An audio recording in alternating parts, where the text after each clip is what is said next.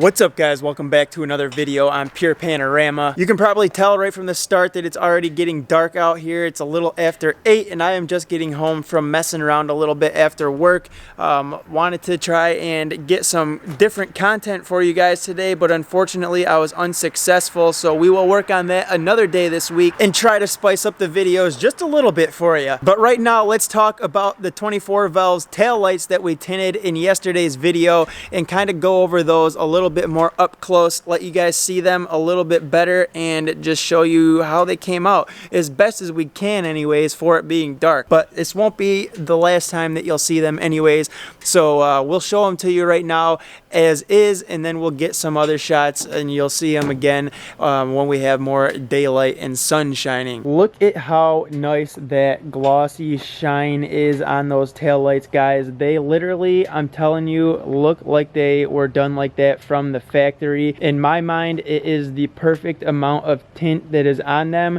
You can still see the red from the stock lens shining through when the sun and the light hits it just right. But like right now with the sun down and it being a little bit darker, or when the truck's in the shade, they're blacked out just enough to where you can barely see the red here if you're looking at it in person, but they basically just look black, and they look so fresh and so clean done like this. And tomorrow I am actually going and picking something up for another little project with the truck that I'm not going to spill the beans on just yet, but we're picking something up that does have to do with the tail lights, so you're going to have to just wait and find out what that is. But I am picking up something tomorrow to do some more work with these tail lights, because after seeing how well they came out, after hitting them with the VHT Nightshades tail light tint, I had to try and do a little something else with them to just kind of seal the deal and make them look a little bit cleaner. So I don't know how well this will show up. I'm probably gonna have to show you guys this a little bit more when there's more sunshine and daylight, but they do not have any orange peel effect on them at all. They polished out so nicely and cleaned up so well from our wet sanding stages. For anybody who hasn't seen yesterday's video, I highly suggest going and watching it if you want to know how to tint your taillights and have them come out clean like this. I go over all the steps and tell you everything that you have to do and show you the whole process so that you can see and know how to do it so that they will come out looking like this. But basically we went over it with 3 different grits of sandpaper, an 800, a 1000, and a 2000, and we never sanded them dry. We always wet sanded them right from the very start. So there's a few different stages of sanding and degreasing in between those stages of sanding. You got to wipe them down in between each sand so that you can see what surface area you've covered, if you've missed any areas, and be sure that you get the whole lens so that the paint has something good to adhere to. And that's also why you want to degrease it, so that the paint doesn't just kind of slick up and bubble up and then not stick to the lens. But my God, guys, I did not expect them to come out looking this well, and I just can't get over it, man. I am shocked at how good these taillights look right now, and that was my whole goal, was to keep the stock taillight look, but just have them look fresh, have them look cleaner, and just more like an aftermarket light, but not an aftermarket light, because I feel like a lot of the aftermarket taillights that are out on the market that you can buy, they just look too modern. And I'm driving around an older body style truck with this 2nd gen 24 Valve Cummins, and I don't want to put a taillight in the truck that makes it look more modern and newer. So I wanted to keep the original look kind of, but still change it up to where it looks nicer. And I gotta say, you guys can't even disagree with me, those look nice. But like I said, I will show you them again up close when we have more sun and you can see them a little bit better, so you can see that there's no orange peel on them and they just came out looking phenomenal.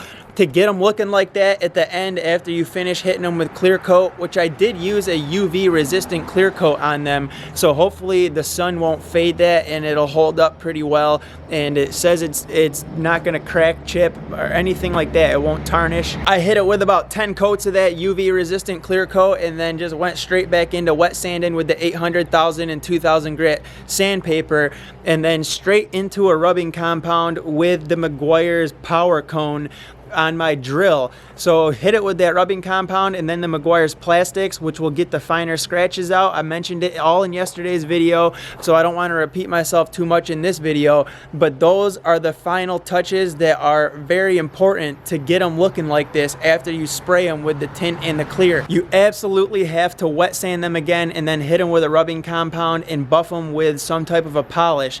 I haven't waxed these yet, but I'm sure that when I wax them, they're gonna just shine so nice, and they're already shining nice, but when I put a coat of wax on them, I can only imagine how good they're gonna look. But who's pumped for me doing the burnout in the 24 valve? I know there's a few of you guys who have wanted to see the truck do a burnout, and I know it wasn't a huge one. It was more relatively on the smaller side, and I do have a one tire fire because I don't have a limited slip differential. So unfortunately we only get one tire that's spinning and doing its thing. But you guys got to hit the thumbs up button at least for the truck doing the burnout and me giving you that, because I baby this truck. I don't beat on it. It runs beautiful, it shifts beautiful, and I don't want to do anything that's going to jeopardize that or possibly chance me breaking something and me having to dive in to any bigger repairs right now, because I'm not looking to do those big repairs at the moment.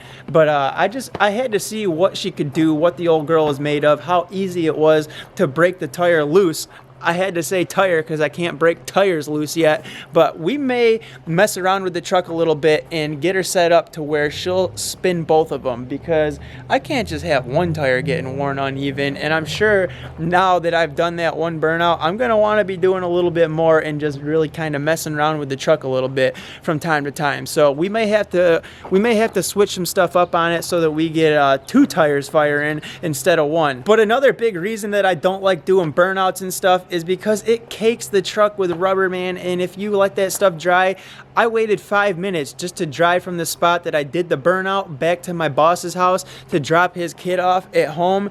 And by the time I got from the spot of the burnout to his house, I couldn't even get that rubber off, man. It was already caked right onto the truck. So I have a good bit of cleaning to do now to get that off, and I hate that because it just sucks. It's time consuming. And then another thing is the whole ride home, I could feel that tire just it feels different afterwards. So that my truck rides so smooth before, but after doing that burnout, it definitely makes a noticeable difference in how the truck rides. You could just kind of feel like a little bounce or a little hop in the tire because of it spinning and getting chewed up on the pavement when you're burning out. So I don't like to do those a whole lot, but I had to give you guys at least one for right now because you guys have been awesome. You've been great with the likes, the shares, the comments, and getting the subscriber count up on the channel, building an awesome community. So I felt like I owed you that, at least one burnout for right now. If we get to 1,000, I can promise you another one, and we will make it longer, bigger, better, badder. So get to the 1,000 point, and we'll give you another one, and then some other stuff on top of that to give back to you guys. But I gotta wrap this one up here. I need to go eat something. I am starving. Just wanted to kind of show you those lights a little bit more up close and on the truck, give you guys the burnout in this video. As always though, hit that thumbs up button on your way out, especially for the burnout. And if you think that these lights came out looking titties, because they did. If you're stopping in for the first time, you're new here, hit that subscribe button, because I'm feeling a little bit more on the wild side right now, and you guys are not going to want to probably miss what my dumbass is going to come up with doing next. So hit that subscribe button, join the family, and I will see you tomorrow when I can make a more quality video for you guys. It's not just me talking. We'll have better light to show you the tail light tint, and we'll have a better quality video tomorrow. All right, peace. Not that you can see much, but I did already clean a good majority of that rubber off, but there is still quite a bit caked to the back of the bed here, so we definitely have a little bit of cleaning left to do, and we'll be going over that in a video. We'll make that a video, how to clean the rubber off your truck after doing a burnout.